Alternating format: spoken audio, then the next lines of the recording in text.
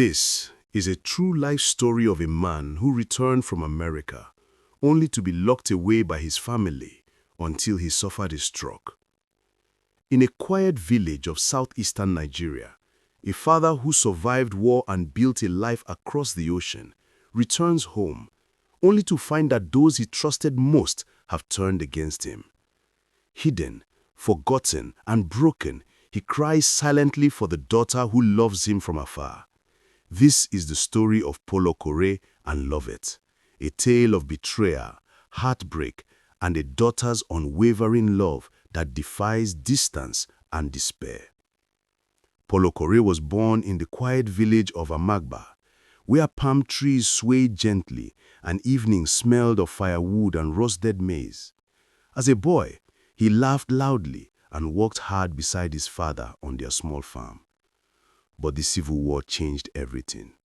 Gunshots replaced laughter, hunger replaced peace, and one day the war took his elder brother, his hero, his friend. After the war, silence settled over their home. His mother cried at night. His father spoke less and less. Grief hung in the air like smoke. At 22, Paul looked at his family, at the broken walls of their house, at the dried-up farm, and made a decision that felt like tearing his own heart out. He would leave home to save it. With only a small bag and a heart full of responsibility, he traveled to America.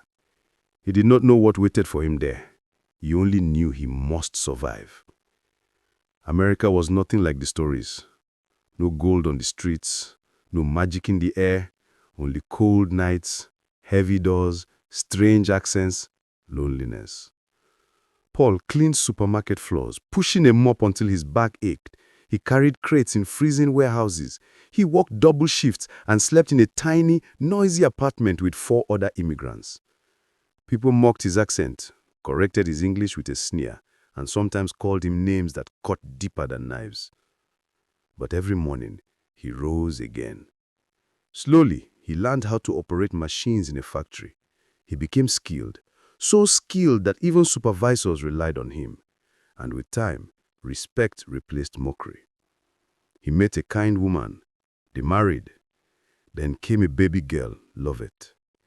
The day she wrapped her tiny fingers around his thumb, something inside him healed. For the first time since the war, he felt whole. She became his joy, his pride, his reason. Years passed. His hair began to gray, his bones grew tired from decades of labor. And his heart, despite everything, missed Amagba. He missed the songs in the evening, the smell of rain on red earth, the graves of his ancestors. So he saved money and built a beautiful house back home, a house he dreamed of retiring in. When the house was finished, he said goodbye to America and returned to Nigeria, believing he was returning to peace. But peace was not waiting for him. When he arrived in Amagba, his siblings, Emeka, Uchenna, and Olasumbo, ran to hug him. They danced, killed chickens for him, and called him their hero. They told neighbors how proud they were of him. But their smiles were masks. Their hearts were already set on something darker. They wanted his pension. They wanted his property. They wanted everything he owned. At first, the change was small. They insisted on helping him manage his finances. Then they began hiding letters. Then they collected his bank statements without his knowledge. And one morning, when he woke up, the door to his room was locked from the outside. It stayed locked. They moved him into a smaller room with one small window. His siblings stopped treating him like a brother and began treating him like a burden, an obstacle to the wealth they wanted. He was fed irregularly. He was left alone for hours, sometimes days. He asked for sunlight, for a walk, for a call to his daughter. They refused. They forged his signature to take his pension. They told neighbors he was resting or traveling. They told Lovett he was going for traditional healing. Inside that room, Paul began to lose track of days. He cried silently at night. He whispered his daughter's name, hoping she would somehow hear him. And then one afternoon, he collapsed from his stroke. Half of his body froze, his mouth twisted. His words became trapped in his throat. Instead of taking him to a hospital, his siblings hid him deeper, afraid doctors might ask questions. He lay there, paralyzed, listening to footsteps that never came for him. He wondered if his daughter had forgotten him. That thought hurt more than the stroke. In America, Lovett sensed something was wrong. The calls from home felt rehearsed. Her uncles refused video calls. They said he was traveling, sleeping, with a healer, always absent. One day by chance, or fate, her father managed to touch the phone. Just enough time to breathe one broken word. Lovett. And then the line cut. That one desperate, weak sound shattered her heart. She booked a flight immediately. When she reached Amagba, she rushed straight to her father's house. But Emeka blocked the gate. He said, "You have no right here. He is not around." Uchenna added, "Go back to America. You abandoned your father." For 3 days, they locked the gate. Female relatives shouted abuse to shame her. Guards watched her every move. Servants were threatening not to let her in. She sat outside the compound, under the sun, begging, "Please, I just want to see my father." Her tears soaked the dust. Villagers whispered, her uncles lied openly.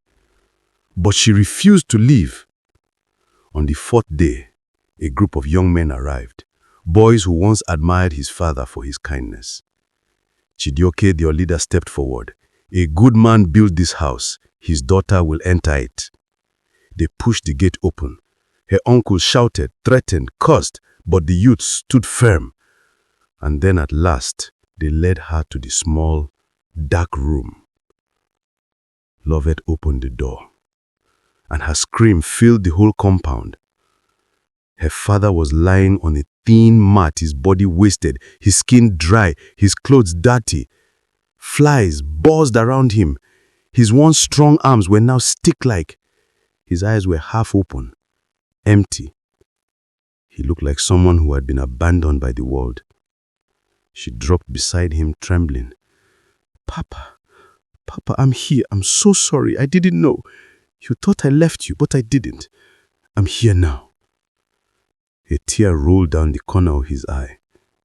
In that moment, she knew the deepest wound he carried. He believed she had forgotten. She held him for a long time, rocking him gently, whispering apologies, promising that he would never be alone again. Lovett called the U.S. Embassy. She explained everything, the fraud, the abuse, the medical emergency. Within hours, a plan was in motion. They renewed his documents. They arranged medical travel clearance. They sent officials to escort them to the airport because he was too weak to stand. Her uncles watched silently as she carried her father out of the house he built. For the first time in 2 years, he felt sunlight on his face. He closed his eyes as if the warmth itself was medicine. In America, doctors worked tirelessly. Therapists helped him move a little again. His speech improved slightly. His eyes grew brighter. But something was taken from him forever.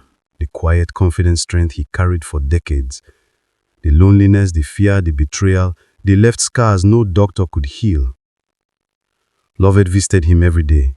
She fed him, read to him, held his hand, told him stories from childhood. Sometimes he smiled, a small, fragile smile. Sometimes he cried silently. Sometimes he whispered, "You came back." This story teaches hard truths. Sometimes the greatest danger comes from inside the family. Greed can destroy even the strongest blood ties. Returning home with wealth can attract betrayal instead of love. The deepest wound is believing someone you love abandoned you. Saving someone does not erase the years they suffered in silence. Lovett saved her father. She gave him comfort, love, and safety in his final years. but she lives with a heavy sorrow. She was not there when he cried out in darkness. She was not there when he wondered why she never called. She was not there when he thought he had been forgotten. Some pains fade slowly, others remain like shadows in the heart. This unhealing grief is what she carries forever.